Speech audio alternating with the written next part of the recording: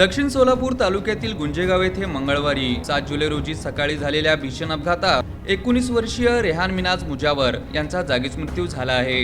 या प्रकरणी मंद्रुप पोलीस ठाण्यात टिप्पर चालकाविरुद्ध गुन्हा दाखल करण्यात आला आहे। पोलिसांनी दिलेल्या माहितीनुसार फिर्यादी मिनाज हिसामुद्दीन मुजावर वय 46 राहणार गुंजेगाव यांनी दिलेल्या तक्रारीनुसार त्यांचा मुलगा रेहान मुजावर हा आपली बहीण हिनाला कंदलगाव येथील इंडियन पब्लिक स्कूलमध्ये सोडून मोटरसायकल क्रमांक MS13 EG 4734 वरून सोलापूर येथे प्रॅक्टिकल परीक्षेसाठी जात होता। दरम्यान गुंजेगाव परिसरात समोरून येणारा टिप्पर क्रमांक MS13 AX 3411 चालकाने अचानक ब्रेक मारल्याने रेहानच्या मोटरसायकलची टिप्परला जोरदार धडक बसली। या भीषण अपघातात रेहानचा जागीच मृत्यू झाला आहे।